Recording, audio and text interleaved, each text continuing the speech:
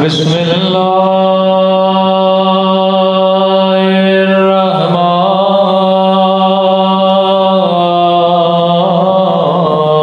الرحيم الحمد لله رب العالمين الحمد لله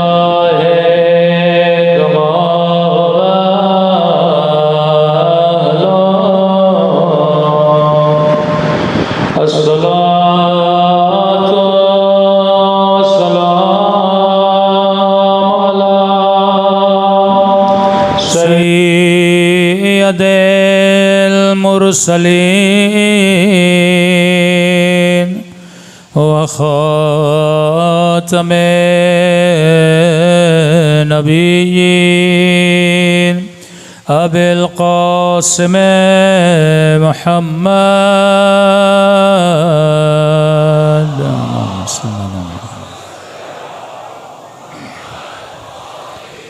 وعلى آله الطيبين الطاهرين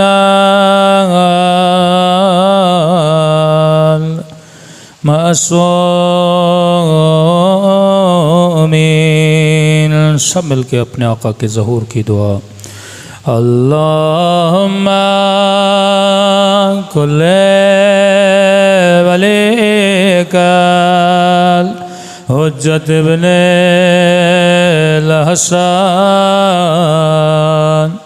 صلواتک علیہ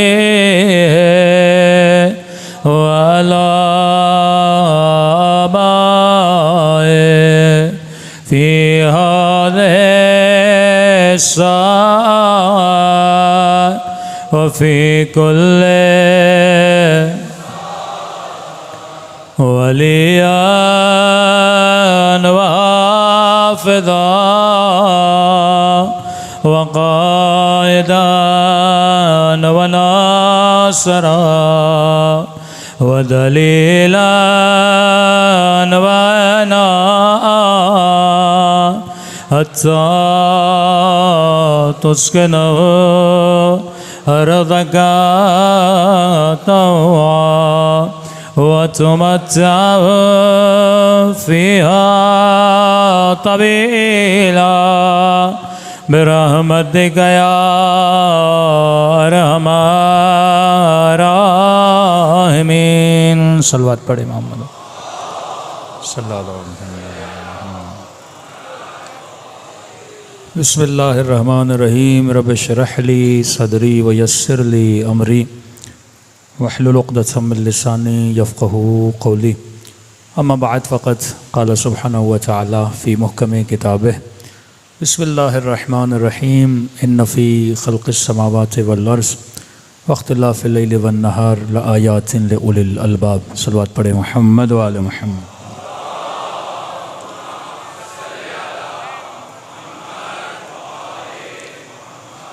دعا ہے پروردگار عالم ہم سب کی عبادتوں کو اپنی بارگاہ عالی میں قبول فرمائے اور جس مقصد زندگی کی خاطر ان مجالس میں تشریف لاتے ہیں خدا ان مقاصد میں بھی ہم سب کو کامیابی نصیب فرما دیں۔ مجالس کے اہداف میں سے ایک ہدف یہ بھی ہے جو قرآن نے بیان کیا کہ وَمَن يُعَظِّمْ شَعَائِرَ اللَّهِ فَهِيَ مِن تَقْوَى الْقُلُوبِ، جو اللہ کے شعائر کی عزت کرتا ہے، احترام کرتا ہے، اسی سے انسان کے دل میں اللہ کا خوف پیدا ہوتا ہے۔ اب شعائر سے مراد صرف سعی صفا و مروہ نہیں ہے، صرف خانہ خدا نہیں ہے، صرف حجر اسود نہیں ہے۔ شعائر ہر اس چیز کو بولا جاتا ہے جو نشانی بن جائے اللہ کی، جس کو دیکھ کر خدا یاد آئے، جس کو دیکھ کر دین یاد آئے، جس کی شہادت کا ذکر کر کے دین خدا کی اہمیت لوگوں کے دلوں میں پیدا ہو۔ یعنی واقعاً اگر امام حسین کی شہادت نہ ہوتی شاید ہمیں احساس ہوتا کہ دین کی ویلیو کیا ہے، کہ خرج تو اصلاح امت جدی، امت کی اصلاح کے لیے باہر نکلا۔ اب میں اکثر لوگوں سے ایک سوال کرتا ہوں کہ مولا حسین افضل ہیں یا دین؟ کئی چیزیں لازم و ملزوم ہوتی ہیں، لیکن اہمیت بیان کرنے کے لیے کچھ سخت سوالات کیے جاتے ہیں۔ جتنے بھی انبیاء ائمہ آئے کس چیز کو نافذ کرنے کے لیے؟ دین کو نافذ کرنے کے لیے۔ جو جس پہ قربان ہوتا ہے، مولا حسین کا سر کٹ رہا ہے کس کے لیے؟ دین خدا کے لیے۔ سیدہ زینب اپنی چادر قربان کر رہی ہیں کس کے لیے؟ دین خدا کے لیے، کیونکہ قرآن کی آیت ہے ہر شے فنا ہو جائے گی وَيَبْقَى وَجْهُ رَبِّكَ ذُو الْجَلَالِ وَالْإِكْرَامِ۔ ہم کائنات میں آئی فنا کے لیے ہیں، فنا الی الدنیا نہیں، فنا الی اللہ، اللہ کے وجود کے لیے اپنی جان کو قربان کر دینا، کمائی کو قربان کر دینا، بدن کو قربان کر دینا۔ تو جب آپ کہتے ہو بنا لا الہ الا اللہ است حسین دی است حسین دی پناہ است حسین، تو دین کو اگر کوئی بقا عطا کر رہا ہے تو امام حسین ہے، لیکن بچا کون؟ دین بچا۔ حسین نے کیا قربان کیا؟ سر قربان کیا نا۔ آج اگر امام حسین کا نام زندہ رکھو گے تو دین زندہ رہے گا، کیونکہ حسین نے دین کی اہمیت ہمیں بتائی۔ ہر سال فرش عزا بچھانے کا مقصد یہی ہے کہ اپنے بچوں کے دلوں میں شاعر کا ادب پیدا کیا جائے۔ جب تک شاعر اللہ کا ادب نہیں تو دین خدا کا ادب نہیں۔ اب تھوڑا سا کمپیریزن کریں مسلم سوسائٹی کو ویسٹرن کلچر کے ساتھ۔ جب آپ ویسٹرن ورلڈ میں جاتے ہو تو وہاں دین کا کوئی ادب نہیں، چرچ کا ادب نہیں، آواز تھوڑی بڑھائیے گا، پادری کا ادب نہیں، حضرت عیسیٰ کا ادب نہیں، اللہ کا ادب نہیں۔ کیا ویسٹرن ورلڈ ہمیشہ ایسا تھا؟ کیا شروع سے ان کے یہاں دین کی کوئی اہمیت نہیں تھی؟ کیا ان کے جماعت شروع سے بے ادب تھے، بے احترام تھے؟ ایسا نہیں ہے۔ جب آپ تاریخ اٹھاتے ہیں مغرب کی یا ویسٹرن ورلڈ کو اسٹڈی کرتے ہیں، وہ بھی بڑے متعصب تھے اپنے دین کے اعتبار سے۔ میں مختلف مجالس میں مثال دے رہا ہوں اوشو کی۔ یہ ایک نیا نظریے والا شخص پیدا ہوا تھا جس نے بڑی بے حیائی 80s میں 90s میں کئی جوانوں کو یونیورسٹیز میں اس بندے نے گمراہ کیا۔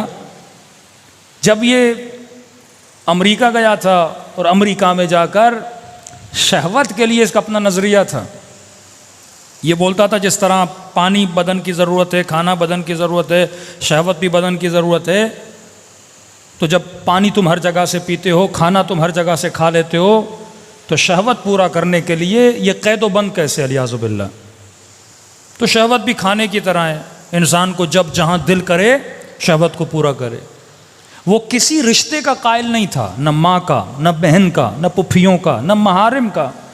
مطلب اس کی نگاہ میں ہر کسی سے نکاح جائز تھا، جس کے ساتھ بھی انسان نکاح کرے کوئی مسئلہ نہیں ہے۔ اور اس فکر نے اس زمانے میں کئی لوگوں کو گمراہ کیا۔ جب یہ USA گیا، امریکہ گیا، بی بی مریم کی بات آئی کہ بغیر شوہر کے اعجاز الہی سے اللہ نے ان کو بیٹا دیا، تو اس بدبخت نے جناب مریم پہ الیاذ باللہ زنا کی تہمت لگائی۔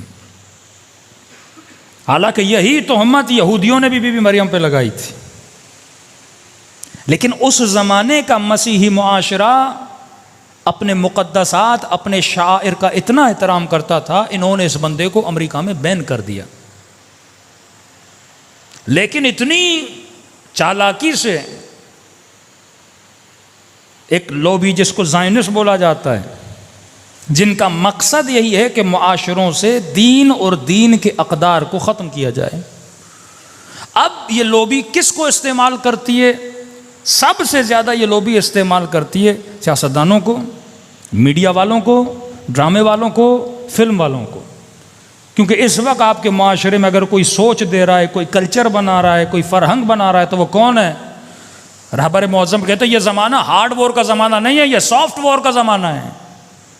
پہلے جنگ ہوتی تھی سخت جنگ، ہتھیاروں کی جنگ، اب ہتھیاروں کی جنگ ختم ہو گئی ہے، اب سافٹ وار ہے، نرم طریقے سے تمہارے اندر تمہارے ثقافتی الغار کے ذریعے سے، افکار کے ذریعے سے، غلط لوگوں کے ذریعے سے تمہاری فکر کو، تمہارے دین کو، تمہارے ایمان کو چرا بھی لیا جائے گا اور تجھے پتہ بھی نہیں چلے گا۔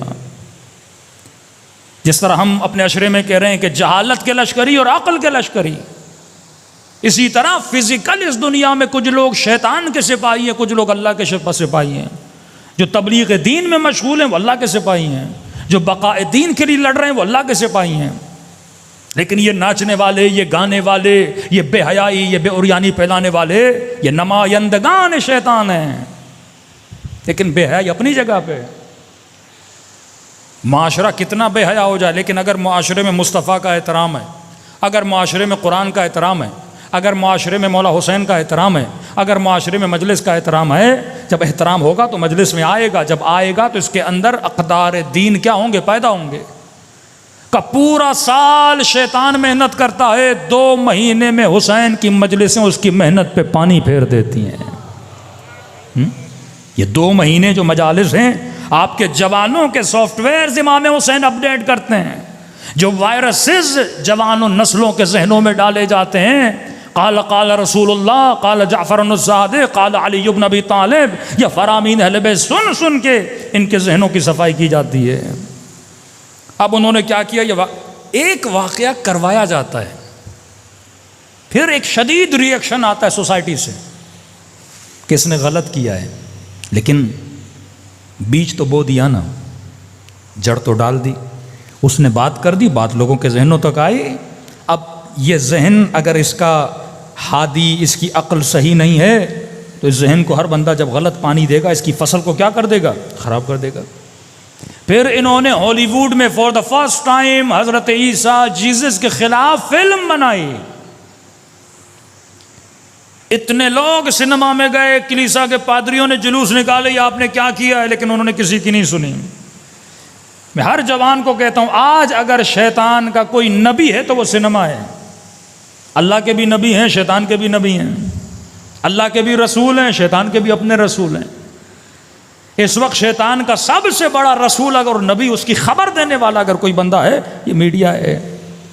مطلب اسے یوز کیا جاتا ہے، میڈیا کو اچھے طریقے سے بھی یوز کر سکتے ہو، لیکن 99% جو میڈیا کا یوز ہے ڈراموں کی صورت میں، سوشل میڈیا کی بات نہیں کر رہا، فلم انڈسٹری کی صورت میں، اس میں شیطان کے نمائندگان ہیں۔ شہوت اپنے عروج پر، غضب اپنے عروج پر، غصہ اپنے عروج پر، یہ ساری فلموں میں ہوتا ہے۔ حضرت عیسیٰ کے خلاف فلم بنائی، جس فلم میں حضرت عیسیٰ سے الیاذ باللہ ایک بدکارہ عورت تھی، اور دکھایا حضرت عیسیٰ نقل کفر نہ ہو، اس کے ساتھ بدفعلی میں مبتلا ہے۔ کرسچن سوسائٹی میں یہ فلم چل رہی ہے۔ آج میں بولوں گا حضرت رسول کے خلاف اگر کوئی مووی بنائی جائے اور مسلم سوسائٹی میں چلائی جائے، اس کا کانسیپٹ بھی نہیں ہے ہمارے ذہنوں میں، تصور بھی نہیں ہے۔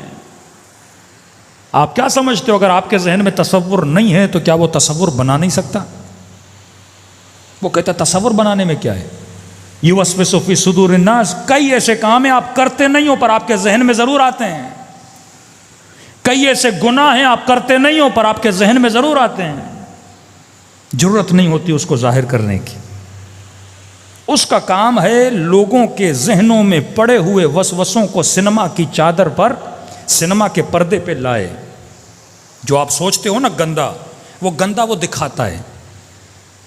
جو خرافات آپ کے ذہن میں، وہ خرافات پردے پہ لاتا ہے۔ تھوڑا سا ریئیکشن آیا، پھر دوسری فلم بنائی، پھر حضرت سلیمان کے خلاف، پھر حضرت داؤد کے خلاف۔ اتنی غلاظت انبیاء اللہ کے خلاف، توریت میں تو پہلے سے غلاظت بھری ہوئی ہے نا، حضرت داؤد، حضرت سلیمان کے خلاف، کہ داؤد نے اللہ کے ساتھ کشتی کی، سلیمان الیاذ باللہ کسی لڑکی پہ الیاذ باللہ عاشق ہو گئے، ایک سپاہی تھا، اس سپاہی کو مروا دیا۔ مطلب پوری نسل انبیاء کو خراب کرنے کی کوشش کری گئی۔ ہر معاشرے میں علماء کا احترام ہوتا ہے۔ یہ آپ کو ہنٹس دے رہا ہوں تاکہ آپ سمجھیں۔ جب معاشرے میں علماء کی بے عزتی، بے وقاری، بے احترامی کروائی جاتی ہے، یا بعض اوقات بڑے سلجھے ہوئے لوگ یہ کام کرتے ہیں، جس سے شیعہ قوم کو پاکستان میں بڑا نقصان ہوا، اس ٹاپک میں 8-9 محرم کو بات کروں گا۔ جب عزت معاشرے میں عالم کی ختم ہو جاتی ہے، دین کی ویلیو بھی ختم ہو جاتی ہے۔ پادریوں کے خلاف فلمیں بنائی گئیں، کلیساؤں کے خلاف فلمیں بنائی گئیں۔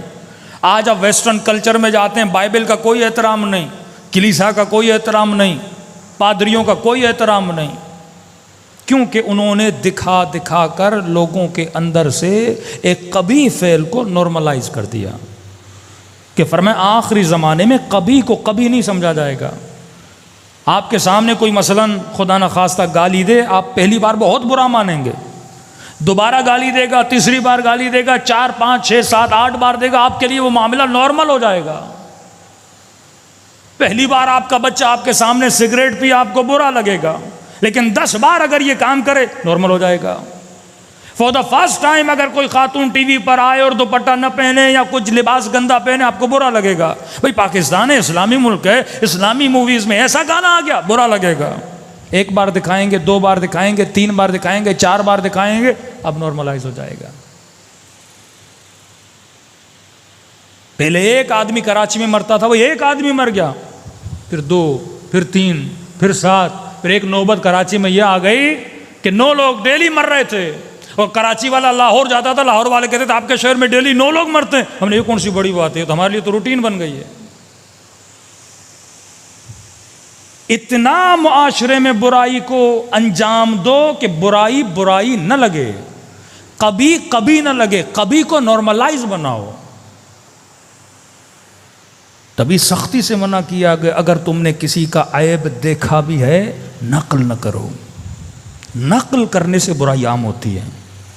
کسی کو زنا کرتے ہوئے، کسی کو شراب پیتے ہوئے، کسی کو بدکاری کرتے ہوئے دیکھا ہے، نقل نہ کرو، کیونکہ معاشرہ تباہ و برباد ہو جاتا ہے۔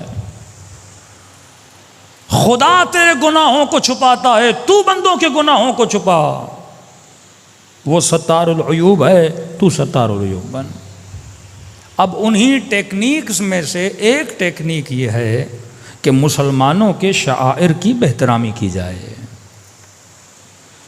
ان کو بھی پتا ہے کہ مسلمان جلوس نکالیں گے، چلو 4 جلوس 5 جلوس، حکمرانوں میں تو ویسے ہی غیرت کا ٹیکہ ہے ہی نہیں، وہ تو کچھ کریں گے نہیں۔ 4 تبلیغی جماعتیں، 4 دیندار لوگ جلوس نکال لیں گے، پھر اپنے آفیسز میں مشغول ہو جائیں گے۔ پہلے کوئی تصور نہیں کر سکتا تھا رسول خدا کا کوئی کارٹون بنائے، بہترامی کرے رسول گرامی کی۔ 1 بار بنایا، 2 بار بنایا، 3 بار بنایا، 4 بار بنایا، اب آپ کے لیے کیا ہوتا جائے گا؟ نارملائز ہوتا جائے گا۔ بچوں کے ذہنوں میں، جوانوں کے ذہن میں آئے گا، اچھا رسول کا کارٹون بنا، ہاں، مقدس پروری ختم ہوتی جائے گی۔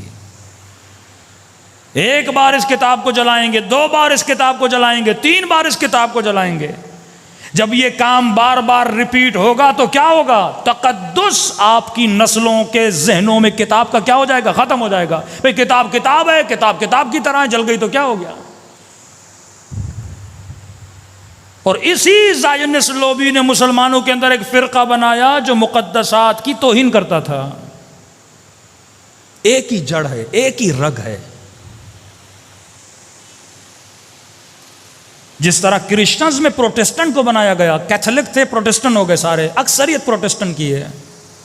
Protest against the law of the God, اللہ کے قانون کے خلاف پروٹیسٹ کرو۔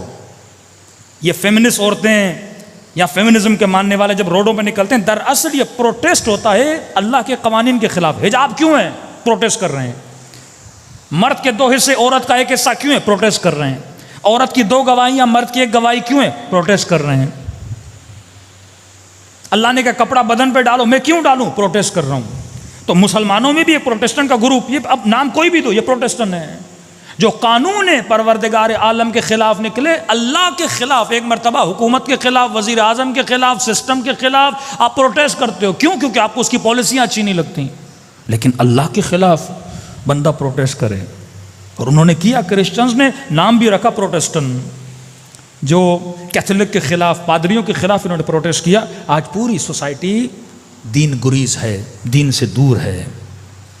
اسی طرح آپ کے اندر، آپ کی نسلوں کے اندر احترام، مسلمانوں کے اندر فرقہ بنایا، امام بارگاہ کا دشمن، علم کا دشمن، تعزیے کا دشمن، پرچم حسین کا دشمن، علم کے نیچے گزرو نکاح باطل ہو جائے گا، حسین کے نام کو دیکھو گے یہ ہو جائے گا، مزارات پہ جاؤ گے یہ ہو جائے گا، نبی کی قبر کی طرف سلام کرو گے تو یہ بدعت۔ اور یہ ایسا فرقہ قرآن کی ان کے یہاں بھی کوئی عزت و احترام نہیں ہے، پاؤں پہ رکھ کے قرآن پڑھ رہے ہوتے ہیں، سوتے ہیں تو پاؤں نبی کی قبر کی طرف کرتے ہیں۔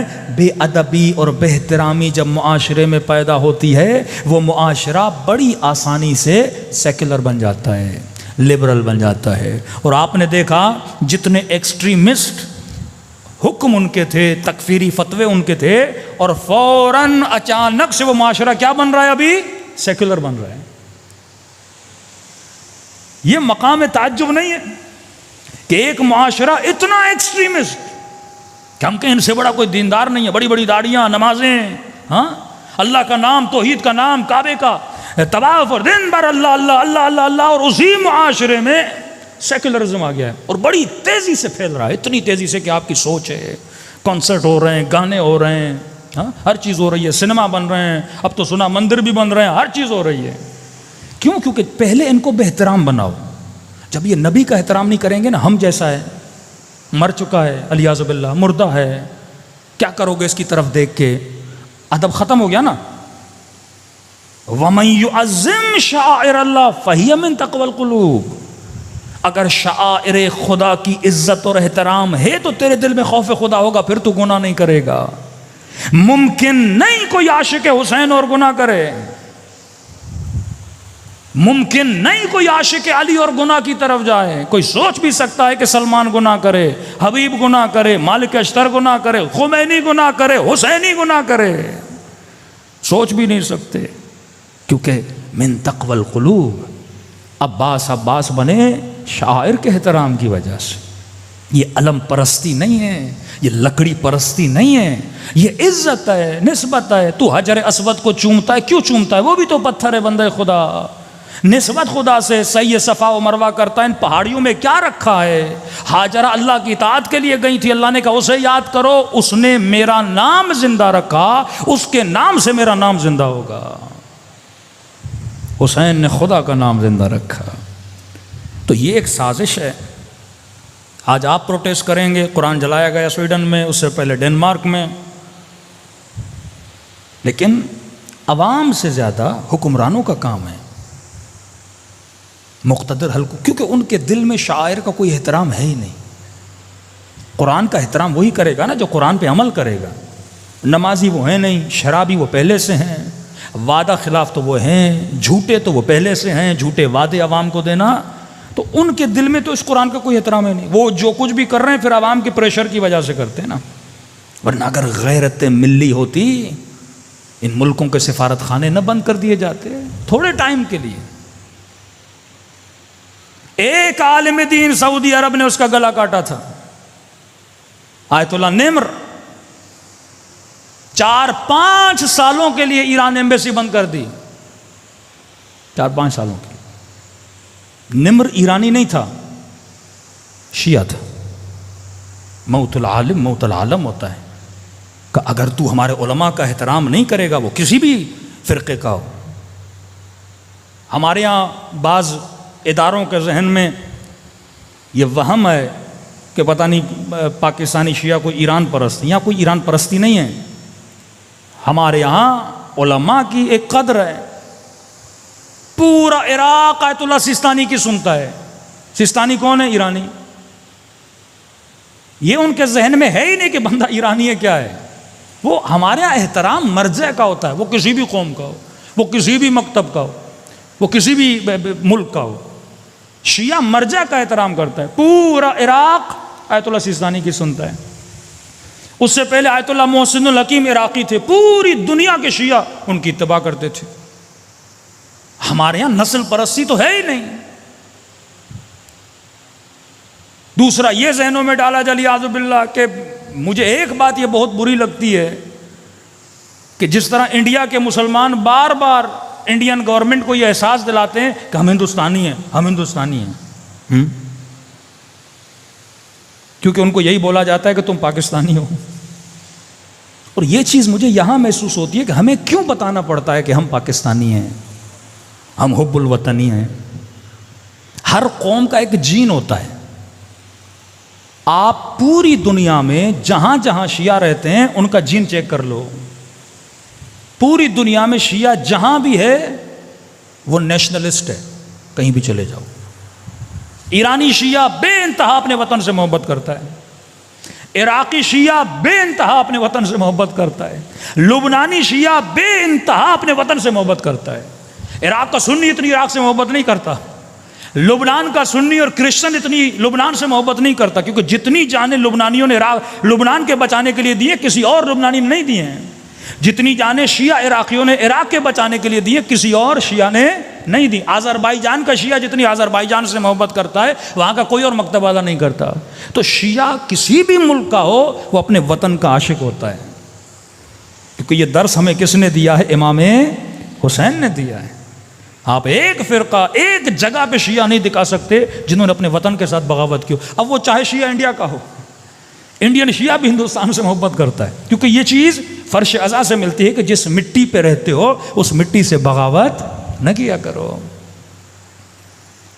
اگر مراجع سے عشق ہے، آغا خامنئی سے عشق ہے، آغا سیستانی سے عشق ہے، یہ ہمارا ایک مکتبی مسئلہ ہے. مرجع کہیں کا بھی ہو. عراقیوں میں کیوں تعصب نہیں؟ سیستانی ایرانی ہم کیوں سنے؟ پورے عراق کی پالیسی آغا سیستانی بناتے. مرجع ہے نا، مرجع کی بات مانی جاتی ہے. یہی تو قوت، یہی تو قدرت، یہی تو ہمارے انسجام کی طاقت ہے جو اہل بیت نے دیا. نسل پرستی ہمارے یہاں ہے ہی نہیں.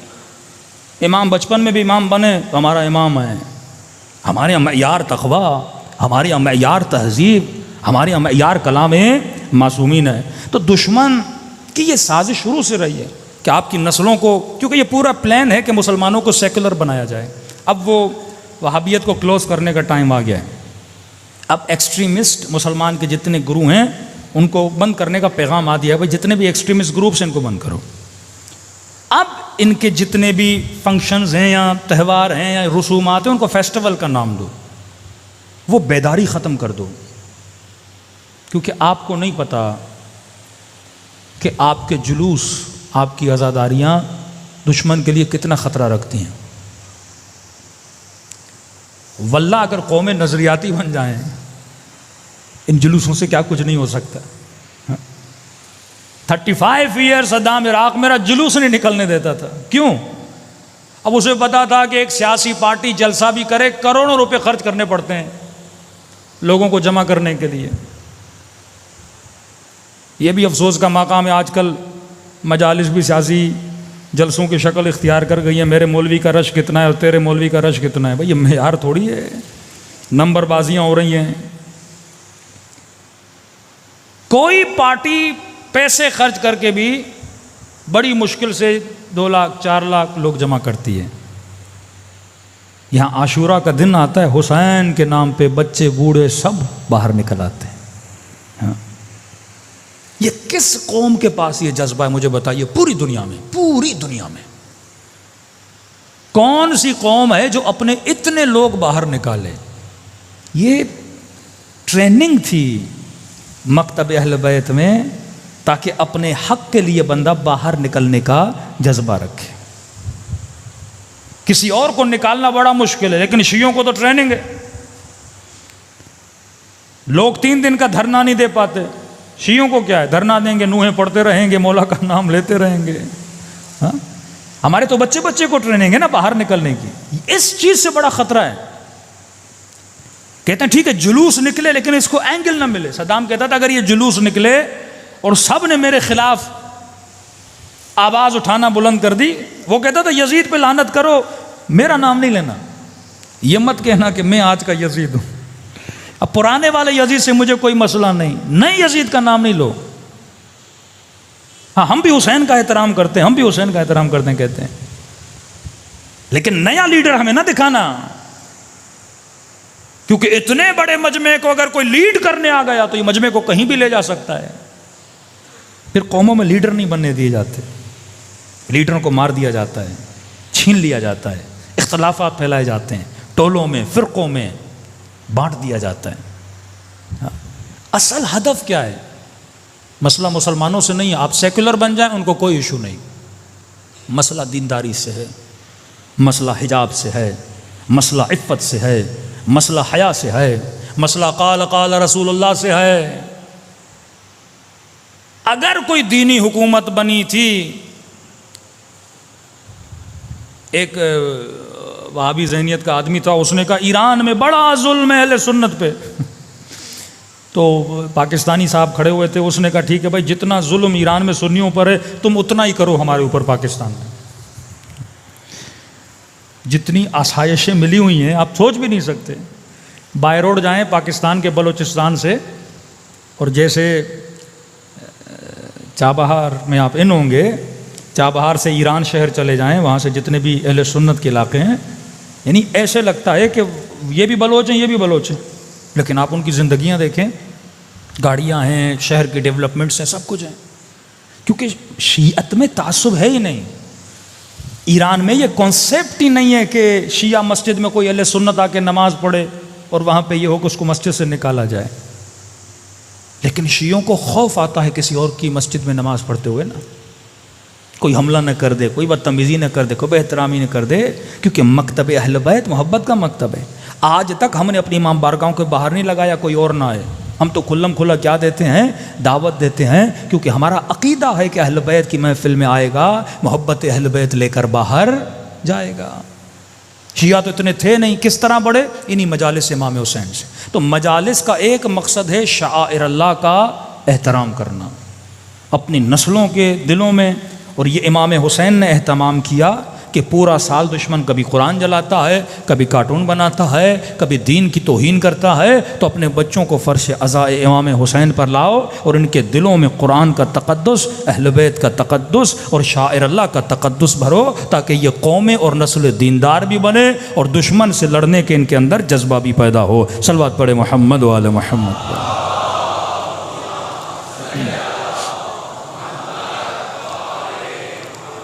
وَأَجِّلْ فَرَجَهُمْ۔ تو جس میں جتنی طاقت ہے، توانائی ہے، وہ انسان کوشش کرے کہ پروردگار عالم علیہ الصلوۃ والسلام کے دین کی حفاظت کے لیے علم بلند کرے، اور جو دشمن یہ کوشش کر رہے ہیں اپنے گھروں میں سیکولرزم کے اسباب کو نکالیے، یہ گندے ڈرامے، یہ گندی فلمیں۔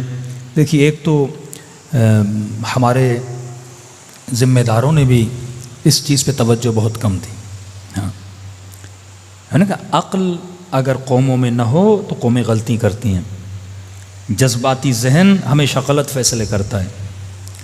پہلے نیا نیا کیمرہ آیا تو فتوے آئے، کیمرے سے فوٹو نکالنا حرام ہے، ٹی وی آیا کہ گھروں میں ٹی وی رکھنا حرام ہے، وی سی آر آئی کا وی سی آر خریدنا حرام ہے، اور ایسے جذباتی مومن تھے، دکانیں توڑ دیں، وی سی آریں توڑ دی بیچارے لوگوں کی کہ یہ بھی حرام ہے یہ بھی حرام ہے۔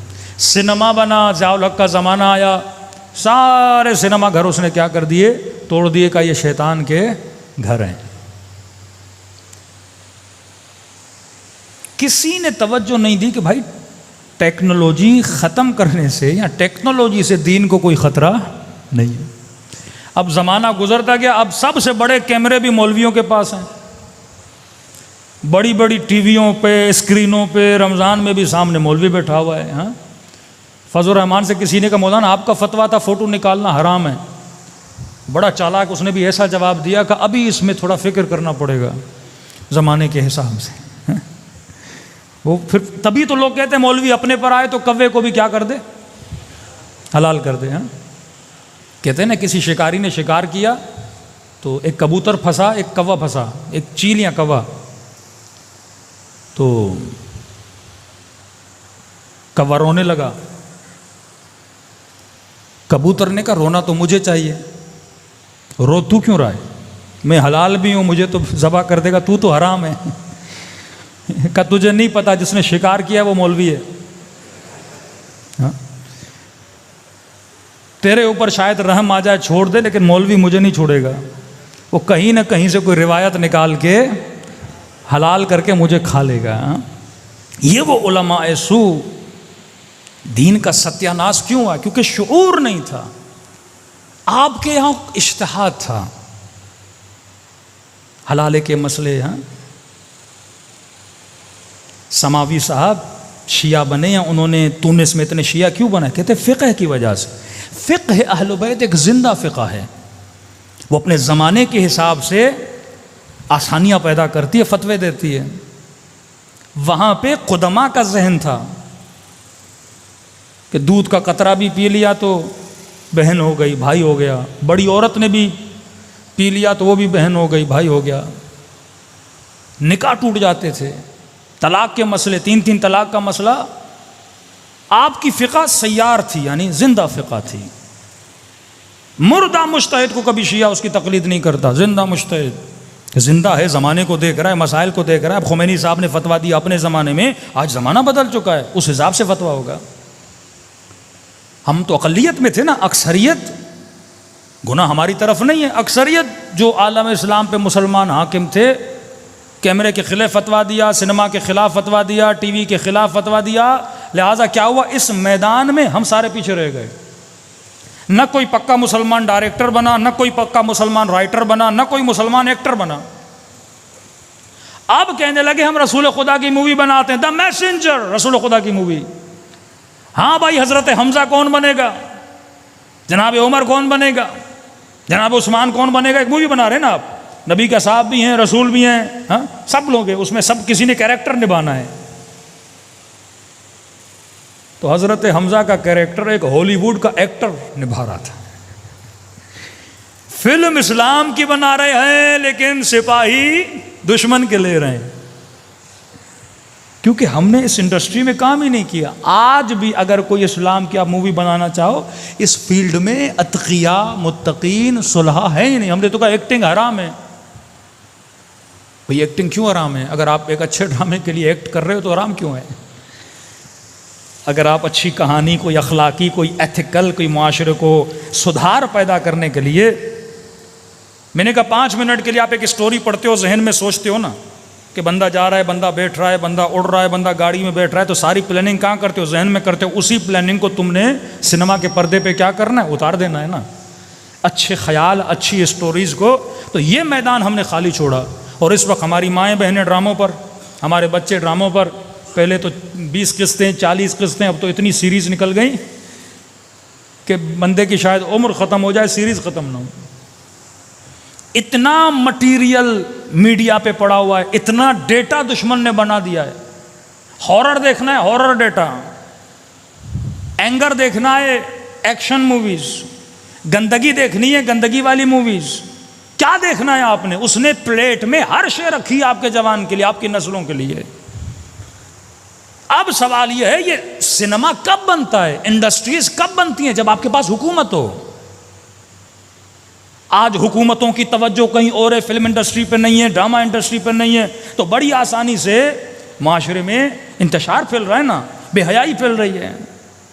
خمینی صاحب کا نظریہ یہ تھا، جب تک حکومت اسلامی نہیں ہوتی سنیما اسلامی نہیں ہوتا، جب تک حکومت اسلامی نہیں ہوتی میڈیا اسلامی نہیں ہوتا، کیونکہ جب آپ کے پاس حکومت ہوتی ہے، ٹولز ہوتے ہیں، ابزار ہوتے ہیں، بجٹ ہوتا ہے، آپ پورے معاملے کو، پورے معاشرے کو سدھار سکتے ہو نا، جب تک چیزیں آپ کے پاس نہیں ہوں گی۔ لیکن اب کیونکہ سوشل میڈیا ہے، انڈیویجولی بھی لوگ کام کر سکتے ہیں۔ اہل سنت اس پہ بڑا اچھا کام کر رہے ہیں، بریلوی حضرات بچوں کے لیے کارٹونز بنا رہے ہیں، اچھے اچھے کام کر رہے ہیں، آپ لوگ بھی کر سکتے ہو۔ نوجوان اس فیلڈ میں جا سکتے ہیں، کوئی ڈائریکٹر بنے، کوئی رائٹر بنے۔ اب کسی نے امام علی کا کوئی قصہ رائٹ کروانا ہے، کسی نے اخلاق پر، صبر پر، یہی جو 75 لشکر امام جعفر صادق بتا رہے ہیں، ایک ایک لشکر پہ ایک ایک سیریز بن سکتی ہے قصوں کی صورت میں۔ 1 گھنٹہ میں مجلس پڑھوں وہ آسان ہے، یا آپ کا بچہ 20 منٹ، 4 منٹ، 7 منٹ ڈیلی ایک کارٹون دیکھ کے، ایک مووی دیکھ کے، ایک سٹوری دیکھ کے، اس کا ذہن میں اثر زیادہ ہوتا ہے۔ میں اکثر نوجوانوں کو کہتا ہوں، آپ میں سے کتنے لوگ ہیں جس نے کوئی ایک کتاب پڑھی ہو جناب مختار کے بارے میں؟ آپ میں سے کتنے لوگ ہیں جس نے امام رضا کے بارے میں کوئی کتاب پڑھی ہو؟ اکثر لوگوں نے جناب مختار کو پہچانا مختار نامے سے، سیریز سے دیکھا نا آپ نے۔ جناب یوسف کا ڈرامہ دیکھ کے آپ کو انبیاء کی تاریخ کا پتہ چلا نا، امام رضا کی فلم دیکھ کے آپ کو امام رضا کا پتہ چلا نا۔ تو وہ پوائنٹس جس پہ دشمن کام کر رہا تھا، اور یہ توہین سب سے زیادہ اس کی ابتدا میڈیا سے ہوئی۔ پہلے وہ دکھاتے ہیں، دکھانے کے بعد آپ کے ذہن میں کبھی نہیں رہتا، احترام ختم ہو جاتا ہے۔ جب بندہ بے احترام بنتا ہے تو بڑی آسانی سے بے دین بنتا ہے۔ اکثر ہمارے وہ لوگ جو ویسٹرن ورلڈ میں ٹرانسفر ہو گئے ہیں، ان کے بچے وہاں رہ رہے ہیں، بڑی آسانی سے ان کے بچے دین کے مخالف بن جاتے ہیں۔ کیوں؟ کیونکہ وہاں دین کا اتنا ادب نہیں ہے، والدین کا اتنا ادب نہیں ہے، ماں کا اتنا احترام نہیں ہے۔ تو یہ بھی اللہ کا شکر ہے کہ پاکستان میں ہو اس سوسائٹی میں ہو، مجلس امام حسین میں آئے ہو، اور یہاں ہمیں ادب کا درس دیا جاتا ہے۔ صلوات پڑھے محمد و آل محمد۔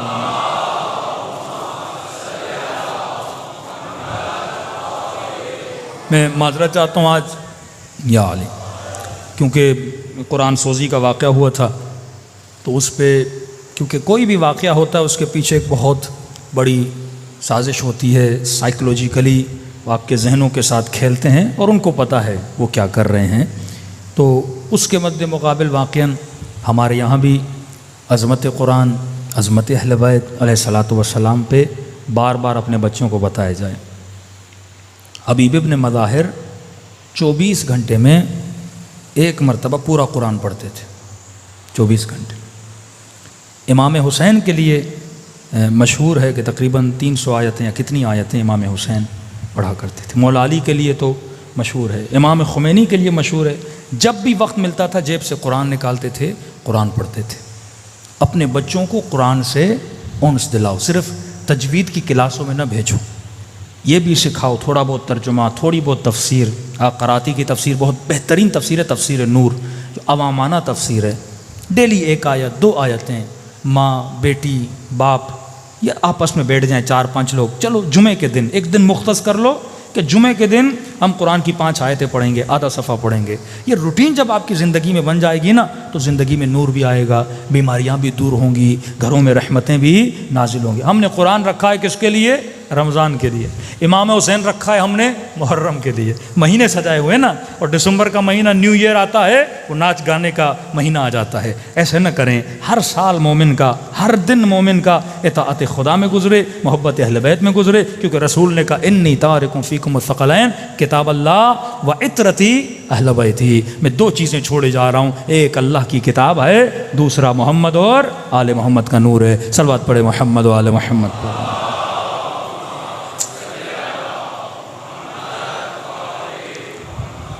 وقت آج بہت گزر چکا ہے، میں صرف عقل کی تعریف آج کروں گا۔ کل سے انشاءاللہ ہم روایت پڑھنا شروع کریں گے، اور بڑا دلچسپ موضوع ہوگا کہ یعنی اتنا کھل کے خدا نے نشانیاں دی ہیں کہ صاحبان عقل کون ہیں۔ اور آج میں نے کھولی تھی سورہ نور، اور کل جس کو مطالعہ کرنا ہو تو آپ سورہ نور کی 35ویں آیت شروع کریں، 3-4 آیتیں ہیں انشاءاللہ تعالی کل پڑھیں گے۔ اس سورہ نور میں کیونکہ عقل بھی نور ہے اور قرآن سورہ نور ہے، اور رسول فرماتے ہیں اول ما خلق اللہ نوری، میرے نور کو خلق کیا۔ اور اہل بیت کو شجر بھی بولا گیا، اور اللہ نے کہا اللہ نور السماوات والارض، اس کے نور کی مثال ایک مشکات ہے۔ مشکات کہتے ہیں اہل بیت علیہ الصلوۃ والسلام ہے۔ اور امام نے بھی جو یعنی ایک طرف حدیث معصوم، ایک طرف قرآن کی آیت، اور اس میں واقعاً آپ کو پتہ چلے گا دوری اہل بیت کی عقل کی دوری ہے۔ اہل بیت کے مقابلے میں جو بھی آیا وہ جہل ہے، جس طرح اللہ کے مقابلے میں شیطان آیا تو شیطان مظہر جہالت ہے، اہل بیت کے مقابلے میں جو بھی آئے گا وہ مظہر جہالت ہے۔ عقل محض، عقل کامل اگر کائنات میں کوئی ہے وہ محمد اور آل محمد ہیں۔ امام 75 لشکر کے نام لیتے ہیں اور فرمایا کچھ لوگوں میں 2 طرح کی عقلیں ہیں، ایک عقل متبوع ہے، ایک عقل مسموع ہے۔ متبوع عقل یعنی طبیعی، بائی نیچر ہر بندے کے پاس ہے، لیکن اس کے لیولز الگ الگ ہوتے ہیں۔ مطلب عقل متبوع پیدا ہوتے ہر بندے کی برابر نہیں ہوتی۔ جس طرح میں نے ٹوئنس بچوں کی مثال دی تھی کہ ایک ہی گھر میں ایک ہی ماں کے پیٹ سے 2 بچے پیدا ہوں، ایک ہی باپ کا لقمہ کھائیں، کوئی سخی ہوتا ہے کوئی کنجوس ہوتا ہے۔ بعض اوقات ایک بندہ بالقوہ بالفعل کی میں نے بات کی تھی، عقل متبوع میں وہ بندہ سچا ہے، اس کو دوست اتنا سکھاتے ہیں یار فلاں جگہ پہ جانا ہے، 2 منٹ کے لیے جھوٹ بولنا، بڑی کوششیں اور ٹریننگ کر کے بھی جاتا ہے، پھر بھی اس سے جھوٹ بولا نہیں جاتا، کیونکہ طبعاً وہ بندہ سچا ہے۔ اب اس سچائی کی کوئی ذاتاً ویلیو نہیں ہے، کیونکہ بائی نیچر وہ سچا ہے نا، اس نے سچائی کو حاصل کرنے کے لیے کوئی محنت نہیں کی۔ اب اس نے محنت کرنی ہے، اس کو باقی مطلب اس کے پاس ایک سپاہی موجود ہے، طبیعتاً پیدائشی اس کے پاس عقل کا ایک سپاہی موجود ہے۔ اب اس نے دوسرے سپاہیوں کو کیا کرنا ہے؟ اکٹھا کرنا ہے۔ دوسری جگہ پہ ایک بندہ ہے جو پیدائشی مثلاً کنجوس ہے، یہ اس کے پاس جو سپاہی ہے یہ جہالت کا سپاہی ہے. اس نے سپاہی کو اپنے آپ سے کیا کرنا ہے؟ دور کرنا. یہ بہت مشکل ہے. کئی اوقات عادتاً آپ کئی کام کرتے ہو آپ کو پتہ نہیں ہوتا. مثلا کسی نوجوان نے کہا مولانا میں پیٹ کے بل سوتا ہوں، الٹا سوتا ہوں. میں نے کہا منع ہے، معصومین منع کرتے ہیں، شیطان اوندا سوتا تھا، نہ سویا کرو. میں نے کہا آج کے بعد آپ کوشش کرو یہ صفت نکالنے کی. وہ کہنے لگا مولانا 4 دن سے نیند ہی نہیں آ رہی، الٹا سوتا ہوں تو آتی ہے، ویسے آتی نہیں ہے. یہ کام مشکل ہے کہ جب ایک صفت تمہارے اندر پیدا ہو جاتی ہے اس صفت کو نکالنا بڑا مشکل ہوتا ہے. ایک مکمل حدیث معصومین کی کہ ترک گناہ کیسے چھوڑا جائے. ہر کسی کو پتہ ہے گناہ برا ہے، اب اس برائی کو چھوڑنا کیسے؟ یہ مقام عبرت ہے. یہ مقام بڑا مشکل ہے کہ بندہ گناہ کو چھوڑے کیسے. بندے کو پتہ ہے گالی دینا بری بات ہے، لیکن زبان پہ کنٹرول کرنا یہ بڑا مشکل ہے. بندے کو پتہ ہے زیادہ کھانا بری بات ہے، لیکن پیٹ پہ کنٹرول کرنا یہ مشکل ہے. تو پہلے یہ دیکھو تمہارے پاس کتنے عقل کے سپاہی ہیں. آپ کا ایک بچہ پیدائشی شاید شریف بھی ہو، سچا بھی ہو، با حیا بھی ہو. اب اس نے زیادہ محنت نہیں کرنی کیونکہ پیدائشی حیا والا بھی ہے، سچا بھی ہے. اب اس نے اس صفت کو باقی رکھنا ہے. کیوں؟ کیونکہ طبیعتاً جو بندہ اچھا ہوتا ہے جب وہ گرتا ہے نا، جتنا وہ نقصان کرتا ہے ایک گنہگار نہیں کرتا. ایک سوسائٹی کو پتا ہے یہ جوان کبھی جھوٹ بولتا ہی نہیں ہے، مشہور ایک سوسائٹی میں یہ جھوٹ نہیں بولتا. اب خدا نہ خواستہ اگر کسی دن یہ جھوٹ بولے گا تو یہ کتنوں کو گمراہ کرے گا؟ اس پورے محلے کو گمراہ کرے گا، کیونکہ لوگ کہتے تھے یہ جھوٹ نہیں بولتا. آدھی لائن تورات میں بدلی گئی، آدھی لائن، ہاف سینٹینس تورات کا چینج کیا گیا.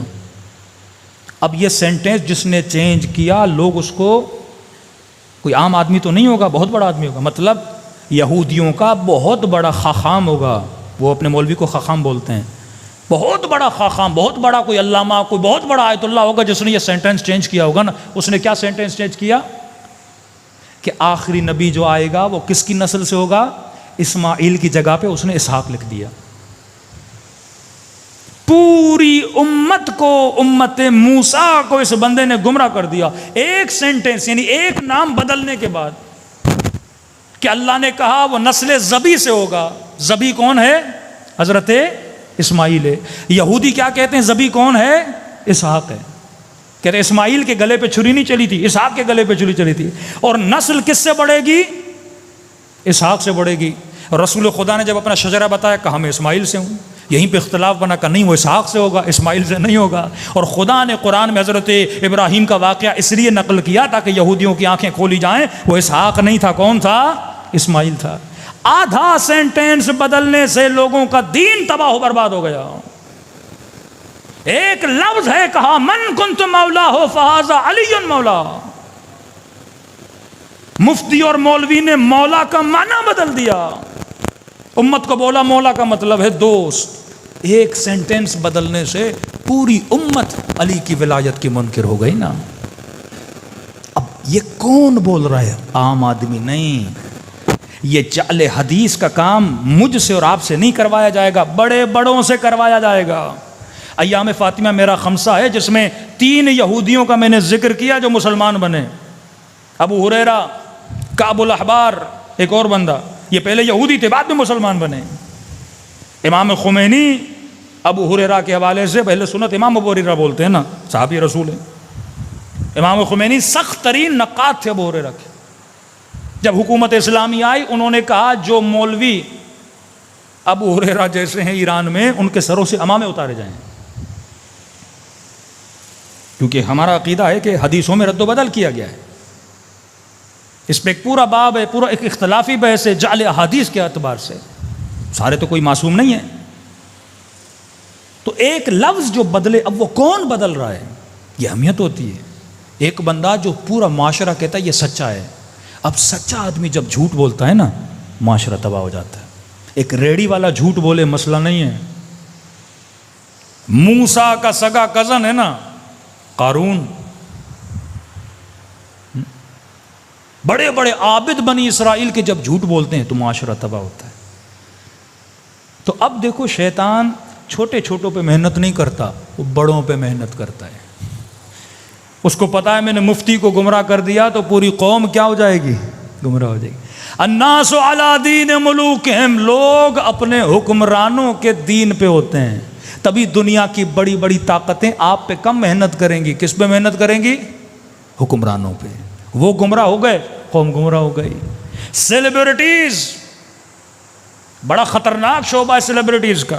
شیعہ سیلیبریٹیز، اہل سنت کی سیلیبریٹیز، جن کے 5 ملین، 2 ملین، 1 ملین فالوورز ہیں، ان کے اوپر ہاتھ رکھا جاتا ہے، اسے گمراہ کرو، سارے جوان گمراہ ہو جائیں گے۔ اس کے کپڑے، اس کا حلیہ، اس کا بولنا، اس کا طرز، اس کا طریقہ، اس کا فیشن، پوری دنیا، پوری قوم جو اس کے فالوور ہیں اس کے پیچھے۔ تو یہ فالوئنگ بڑی خطرناک ہے کہ بندہ شہرت کی ٹاپ پر ہو اور وہاں سے گرے، کیونکہ وہ پوری قوم کو گرا دیتا ہے۔ کہتے ہیں نا جب مولوی پھسلتا ہے تو پوری قوم پھسل جاتی ہے۔ تو اصل ذمہ داری، تبھی خدا نے علماء سو کی مذمت کی ہے، فرمایا پہچانو صاحبان عقل کو، اگر عقل اول کوئی ہے تو مصطفیٰ ہے، اور رسول کے بعد اس دنیا میں اگر کوئی صاحب عقل ہے، عقل کل جسے بولا جائے، وہ محمد اور آل محمد ہے۔ صلوات پڑھے محمد و آل محمد۔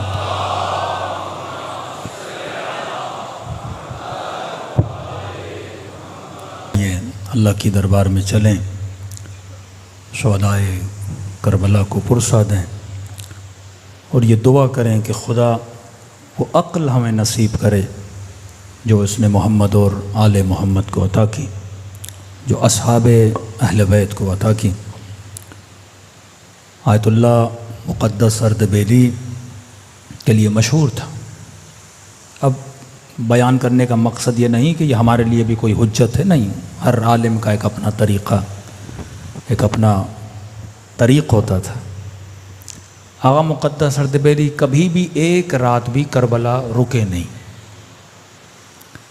جب بھی زیارت امام حسین کے لیے جاتے تھے، جتنی دیر رہتے تھے امام حسین کے حرم میں عبادت کرتے رہتے تھے۔ جب بالکل تھک کے نڈھال ہو جاتے تھے پھر نجف کی طرف روانہ ہوتے تھے۔ تو کسی نے آغا مقدس اردبیلی سے پوچھا کہ آپ رکتے کیوں نہیں؟ ہمارے کئی ایسے علماء تھے جب امام کے حرم میں جاتے تھے دعا کرتے تھے کہ مولا وہ دکھ، وہ تکلیف جو آپ نے محسوس کی ہمیں بھی تھوڑا محسوس کرائیے۔ آغا ششتری، سید بحر العلوم، جنہوں نے واقعاً کربلا کے واقعات کو اپنی آنکھوں سے دیکھا، مقدس اردبیلی کہتے ہیں اس دن میں نے جب پہلے جاتا تھا تو میں نے پہلی بار امام حسین کو یہ بولا کہ مولا میں بھی آپ کی اس تکلیف کو محسوس کرنا چاہتا ہوں۔ تو فرماتے وہ میری زندگی کی آخری رات تھی کربلا میں، کہ جب میں اس رات کو سویا تو میں نے اپنے کانوں سے بی بی زینب کے رونے کی آوازیں سنی۔ کہتا ہے وہ درد تھا سیدہ زینب کے رونے میں کہ اگر خدا کا حوصلہ نہ ہوتا تو شاید مقدس اردبیلی کا کلیجہ پھٹ جاتا۔ کہتا ہے اس دن کے بعد میں کربلا میں کبھی رکا نہیں۔ 2-3 جوان، ایک آئیسو کا جوان تھا، کہہ رہے تھے مولانا جب کیمپ لگتا تھا شروع میں بڑے تبلیغی کیمپ ہوتے تھے تو کہہ لیں دعائے کمیل چل رہی تھی، دعائے کمیل کے بعد مولانا جیسے میں سو گیا، بہت رویا امام حسین کے مصائب پر، میں نے خواب کے عالم میں دیکھا کہ میرا بدن گویا سرزمین کربلا پہ پڑا ہوا ہے اور گویا میں شہدائے کربلا میں سے ہوں۔ اب کہتے ہیں بدن پڑا ہوا تھا لیکن اٹھنے کی طاقت نہیں تھی، آنکھوں سے دیکھ رہا تھا کہ ظالم امام حسین پہ تیر پھینک رہے تھے۔ کہتے ہیں وہ کیفیت میری خواب میں ہوگی۔ اس کے دوست کہتے ہیں 10 لوگ اس کو پکڑنے والے تھے لیکن اس کے بدن میں اتنی طاقت اور جنبش آ گئی تھی کہتے گویا میرا دل پھٹ جاتا۔ اب کہہ رہے جب گھوڑے دوڑے نا تو میں نے محسوس کیا کہ گھوڑے میرے بدن سے دوڑ گئے، ایون ان کی ٹانپیں جب میرے سینے پہ پڑیں میں نے وہ تکلیف بھی محسوس کی۔ پھر میں سوچ رہا تھا کہ جب یہ امام حسین کے بدن سے دوڑائے گئے ہوں گے تو امام حسین پہ کیا گزری ہوگی۔ تو اس لئی نے کہا نا کہ ابن سعد، جب میں نے حسین کے بدن پہ گھوڑے دوڑائے، کیونکہ عربوں کے یہاں 2 گھوڑے ہوتے تھے، ایک جنگ کے لیے، ایک لاشوں کو پامال کرنے کے لیے۔ جب لاشوں کو پامال کرنا چاہا تو وہ گھوڑے لائے گئے، وزنی گھوڑے ہوتے تھے، پاؤں میں سم لگائے جاتے تھے۔ تو فخر سے کہنے لگا ابن سعد، جب میں نے گھوڑے دوڑائے تو میں نے کانوں سے حسین کی پسلیوں کے ٹوٹنے کی آوازیں سنی۔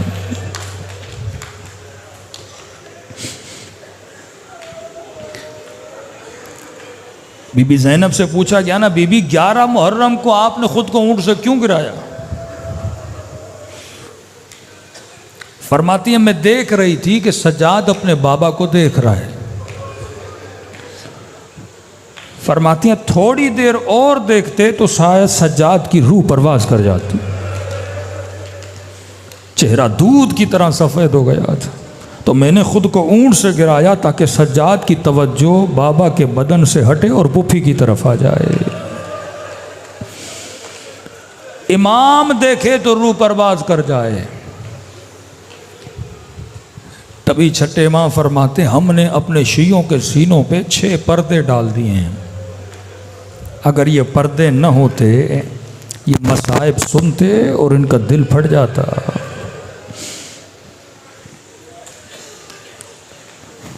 دلوں کو کربلا لے جائیں۔ آج یہ راتیں گزر جائیں گی، 1 ہفتے کے بعد عاشورہ بھی ختم۔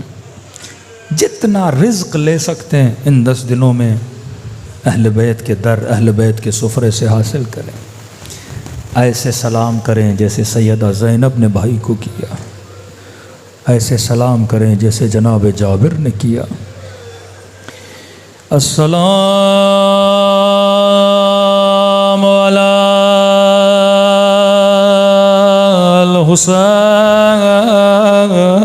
الحسین وعلی علی ابن الحسین وعلی اولاد الحسین وعلی صحابہ بلند آواز سے السلام علی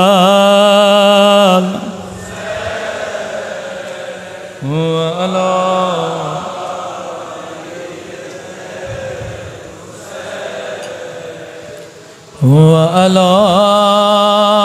اولاد وعلی صحابہ سب مل کے السلام علی وعلی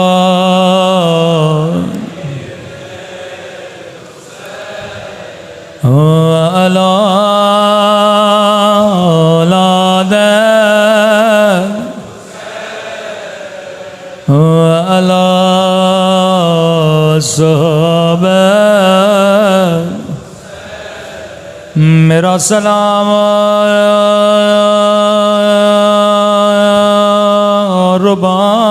رباب کی اجڑے ہوئے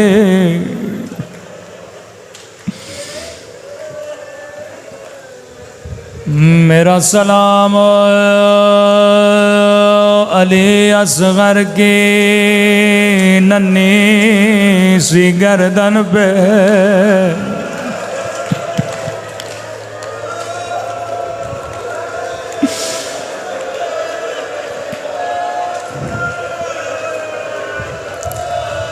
میرا سلام علی اکبر کے چھلنی سینے پہ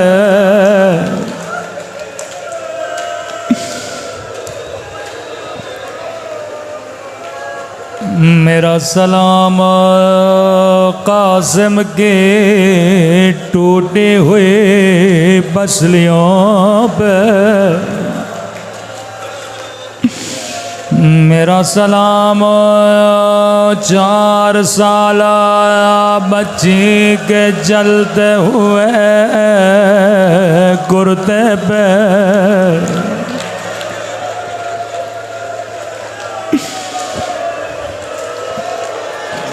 میرا سلام مسلم کے زخمی بدن پہ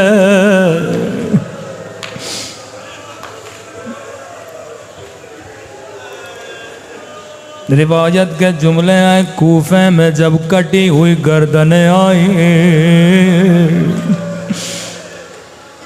چھوٹے چھوٹے بچے جو بڑوں کو دیکھتے ہیں وہی کام دہراتے ہیں کوفے کے بچے گردنوں کو پتھر مارنے لگے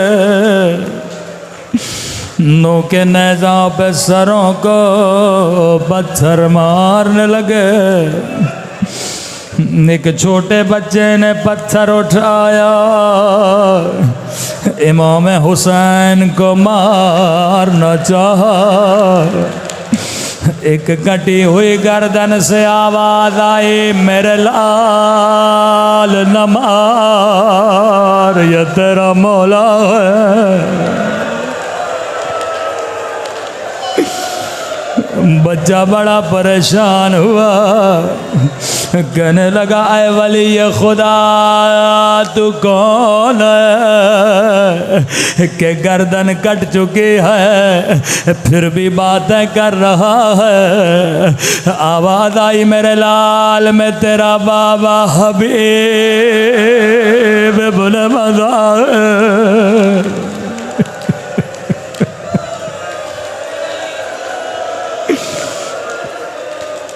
جلدی گھر جاؤ اماں کو بلاؤ کہو گھر سے چادریں لے کے آئے زہرا کی بچیاں میرے اللہ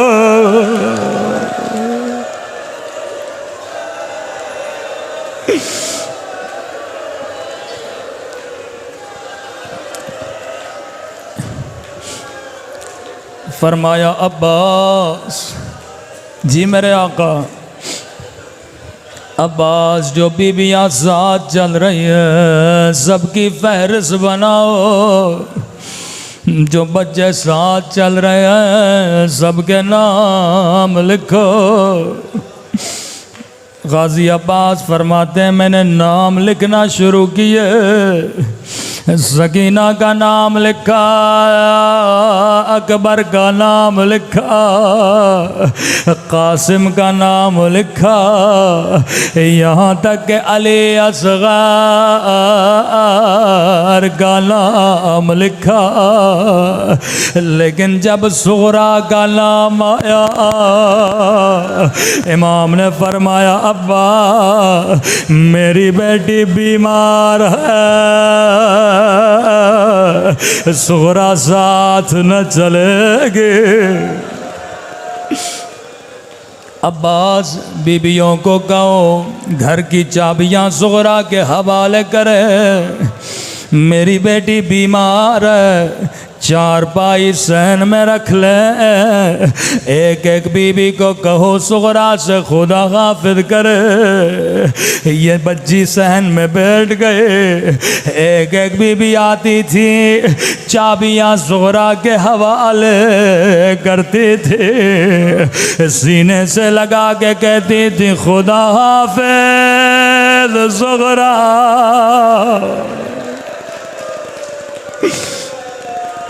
لیکن جب آپ میں صغرا کچھ بھی نہ کہتے تھے آخر میں بی بی زینب کی باری آئے سینے سے لگایا روکے گا خدا حافظ صغرا اگر زندگی رہے تو پھر ملیں گے۔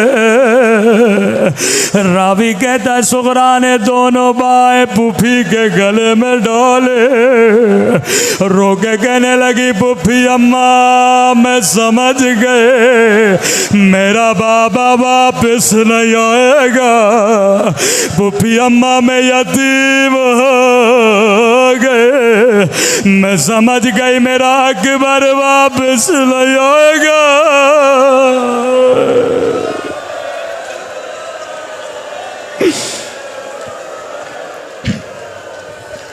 بی بی زینب کو بڑا پیار آیا، صغرا اس بات کا علم میرے علاوہ حسین کے علاوہ کسی کو نہیں۔ صغرا تجھے کیسے پتا چلا تیرا بابا نہیں آئے گا، تیرا اکبر واپس نہیں آئے گا؟ روکے گا پھوپھی اماں میں بیمار ہوں، مجھے راتوں کو نیند نہیں آتے، آدھی رات کا وقت تھا، میں نے کیا دیکھا، آسمان سے ایک نور ہمارے اترے، اس ہماری سے کالے برقے میں بی بی باہر آئے، اپنے سر پہ خاک ڈال کے کہنے لگے میرے لال حسین، تیری ماں زہرا تجھے کہاں روئے گی، ارے کربلا میں روئے گی یا شام کے بازار میں یا کوفہ کے بازار میں؟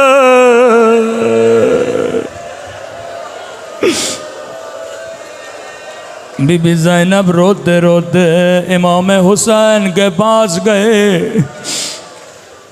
فرمایا میری جان حسین، اگر صغرا کے نہ چلنے کی وجہ اس کی بیماری ہے، میں زینب وعدہ کرتی ہوں صغرا کا خیال کروں گے، اپنے ہاتھوں سے کھانا کھلاؤں گے، لیکن اگر کوئی اور وجہ ہے حسین مجھے بھی تو بتاؤ۔ امام نے فرمایا زینب میرا بھی دل ہے صغرا کو لے کر چلو، لیکن میری مجبوری سمجھو، بہن زینب جتنے بچے چل رہے ہیں کسی کی شکل بابا علی سے ملتی ہے، کسی کی شکل حسن سے ملتی ہے، کسی کی شکل نانا رسول خدا سے۔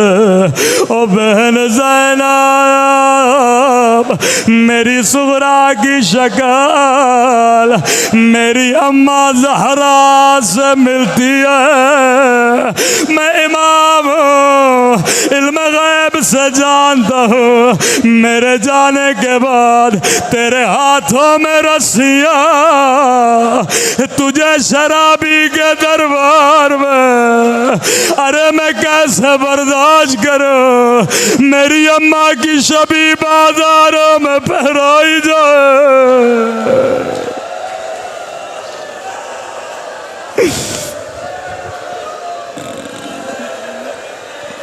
میرے اماں کی شبی درباروں میں پھیرائی جائے۔ مولا حسین یا شیعہ پہ قربان، آپ کی غیرت پہ قربان، آپ نے برداشت نہ کیا اماں کی شبی پہ کوئی آ جائے، اللہ جانے حسن نے کیسے برداشت کیا، جب نظروں کے سامنے ایک بند گلی میں ظالم نے زہرا کو تماچا مارا۔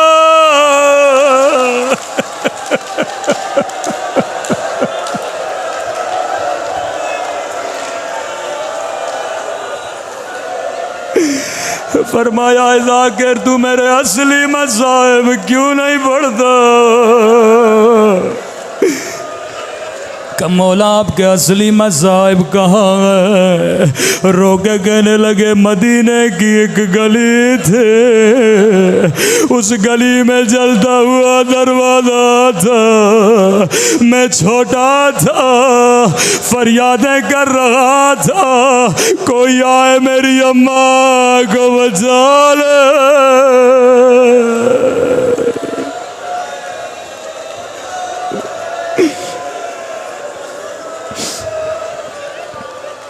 اے خدایا تجھے زہرا کی غربت کا واسطہ، تجھے حسین کی غیرت کا واسطہ، ہمارے مولا اور آقا امام زمانہ کا ظہور فرما۔ اے خدا قبر و قیامت میں شفاعت حسین نصیب فرما۔ پروردگارا جو مانگا نہیں مانگا اپنے خزانے قدرت سے ہم سب کو نصیب فرما۔ ان گنہگار آنکھوں کو امام زمانہ کی زیارت نصیب فرما۔ ہم سب کو عاقبت بخیر نصیب فرما۔ ربنا تقبل منا انک انت السمیع الدعاء۔